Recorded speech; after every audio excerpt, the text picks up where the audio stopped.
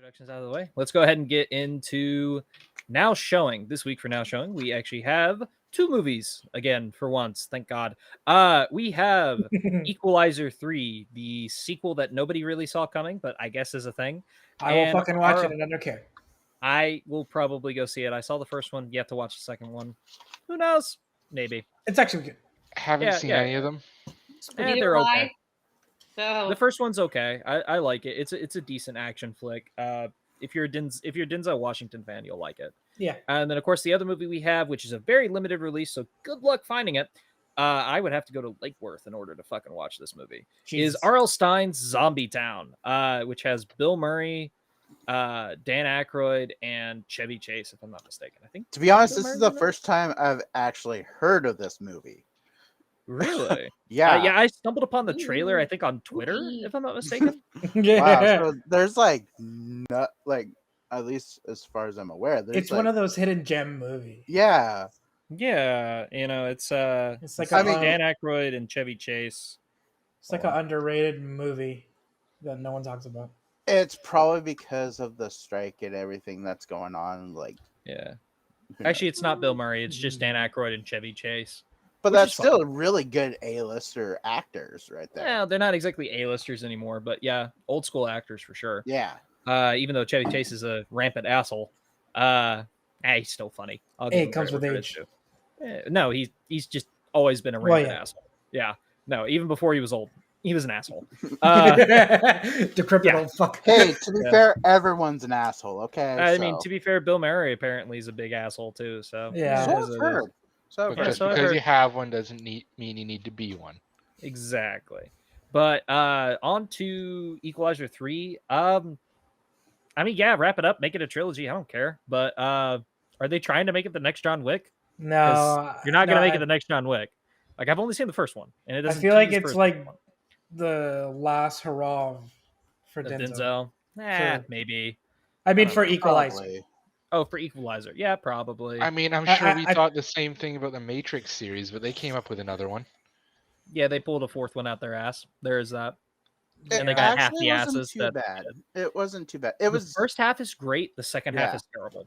The second half is just mediocre to forgettable. yeah. Mhm. That's The the one second thing I half was hate. like really, really slow and off-putting, but whatever. It was Actually, all right. I wasn't. forgettable. The action is terrible in the second half. Yeah, Yeah, it wasn't too bad though. I When watched I it on watched my it phone. again, maybe sometime. Would I ever down the buy a line. copy of it? Possibly. It's on Netflix, It's on HBO too.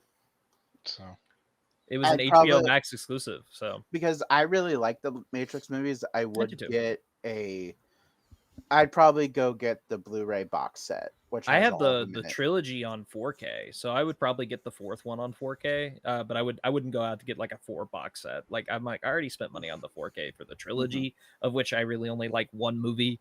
I am not a fan of the sequels of the Matrix, but I get it. Everything kind of sort of needs a trilogy, and sure, Denzel's likable. I heard the action is not god awful in the sequel.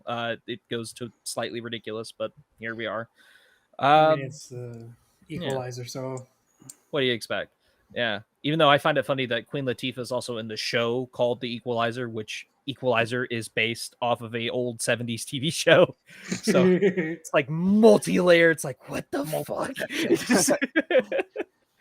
But sure, whatever. Why not?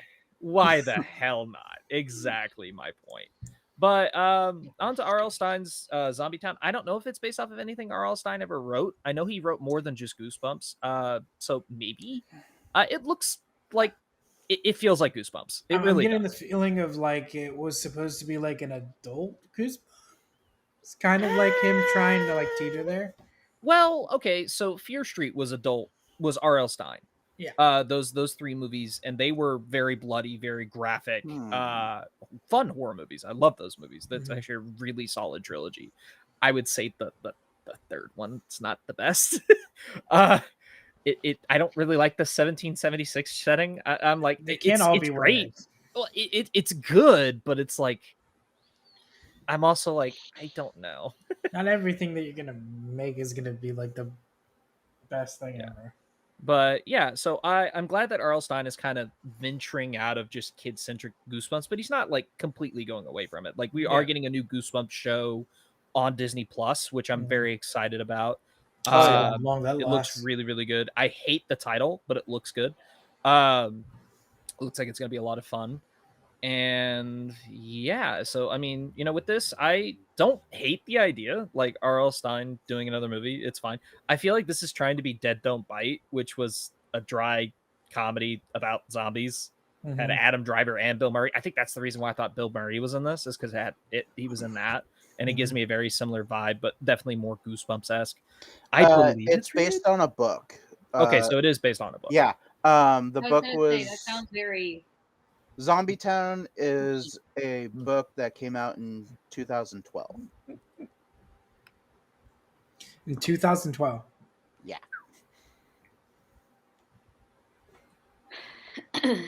But hey, honestly, like I said, this is like the first time I've heard of it. So, I'm in the same boat. but Yeah, me too. I haven't I really heard much of enjoyed. it.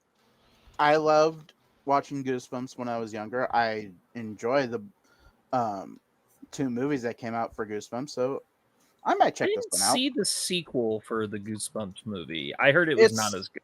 It not was as all good. right. It's Yeah. definitely not as good, but it's all right.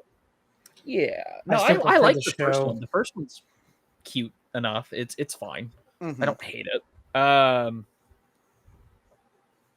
Yeah. So it's just one of those things. I think, like, yeah, R.L. Stine typically tends to have a fun. You have a fun time with it. Yeah, it may be cheesy, it may be cheap here and there, but like it's gonna be fun, obviously. Mhm. So yeah, But that's how he writes too. His books that are is yeah, funny that and is exactly cheesy. how. Yeah, exactly. I mean, don't get me wrong. Haunting Hour was not exactly too cheesy. I didn't hate R.L. Stine's Haunting Hour. That actually was a lot darker than Goosebumps, and I actually really enjoyed Mhm. that. I think it's heavily underrated. And then of course now you also have Fear Street, which was a big thing that was like rated again. It was rated R. It was bloody. It was gory. It's very Mhm. mature themes. I Mhm. mean, there's all I have to literally say for anybody that's seen it. Uh, Deli slicer Oh god. and cake cutter. Hmm. That's all I gotta say. That's all I have to say. And anybody who's seen it will know what I'm talking about. That is one of the most shocking things in that entire thing. And I'm not gonna say anything else because it's actually a really good kill. It's a kill, yeah, obviously, but not gonna say who.